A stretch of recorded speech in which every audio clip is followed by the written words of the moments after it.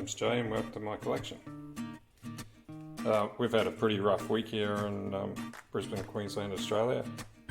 Had some pretty severe floods and the weather's really not playing the game, so nobody's really had a chance to go out and go hunting. So it's been pretty lean here for the last couple of weeks.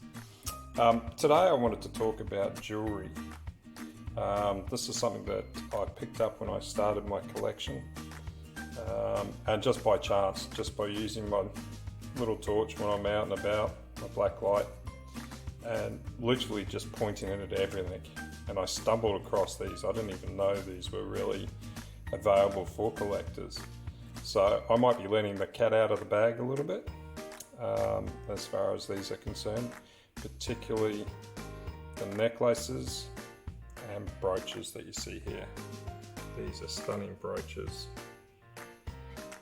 So these are things that you, the collector out there, can look for while you're out hunting for your glassware, your kitchenalia, all the other stuff.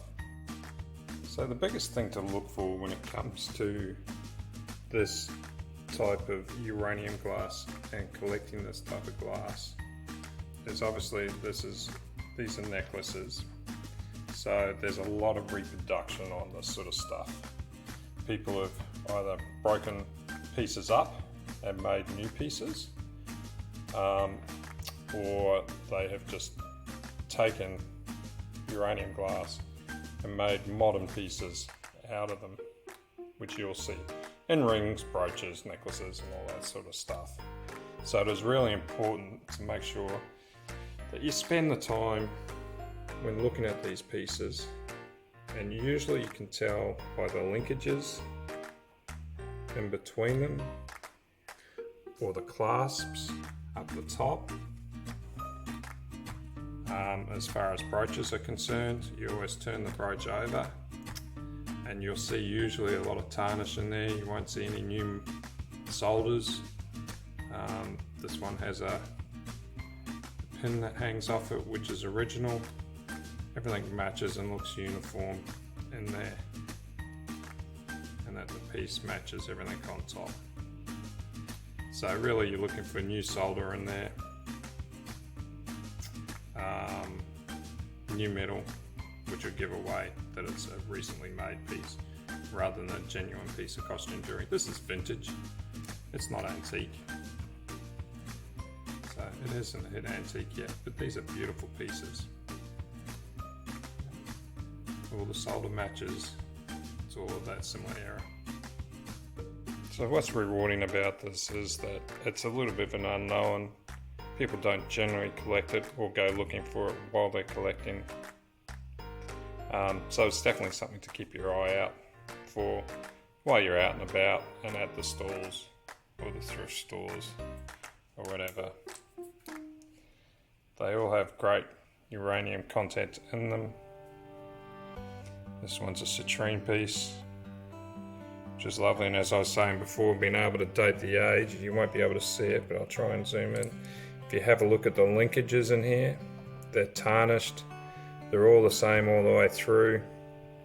All the beads are all connected. These have little intersector beads, every other bead, so every bead there is, and it all matches. And that's, probably 1930s there. This one here, again, the linkages, they're an old world linkage, they're all tarnished, they all match, all one continuous piece. So that tells me that that's an original piece.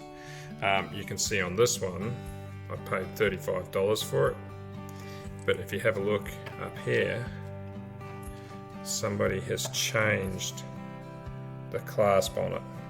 And that's a new clasp versus this one here, which is the original clasp, but this has got a brand new clasp on it. To make it more authentic, I could go looking for a piece that would have an older clasp and replace it if I wanted to. So $35 for the citrine. This one here has still got the made in Czechoslovakia attached to it, which is really nice. So it's never been worn. It's probably not that old. It's a little bit gimmicky, but you know what? It glows really well. It looks really good. And if it's vintage, it will be antique eventually. And just with the brooches here, just when you buy them, make sure that every piece in there glows. Some pieces, 1 or 2 pieces may or may not glow. And you really want, when I buy them, I really want pieces that they all glow. Then I feel like I'm buying a value for money piece. These brooches, this big one I paid 40 for, this little one I paid 30 for. You know, look on eBay, you could stick them on, maybe make an extra $20 each out of them. They're not going to fetch a lot of money just yet. The necklaces, they're the same. They're not going to fetch a great deal of money. You know, on average I paid $30 for each set, and you might get 50, 60 Australian dollars. I talk in Australian dollars because that's where I am, if I'm lucky. But they're still great pieces, and they're still uranium glass, so they're worthwhile collecting. And they're just something to add to the list while you're out and about and looking. My holy grail in these would be to find a uranium glass rosary beads. I don't know whether they exist. I know they do exist, but a lot of them are reproduction. But to find an original one would be my holy grail. That would be amazing in this particular genre of the collecting. So have fun, guys. Hope it helped, and enjoy. Thanks for watching. Please like, subscribe, and comment too. I'm only a collector. I'm not an expert. So I'm just doing it with the rest of yous out there. Hope you enjoyed. Bye-bye.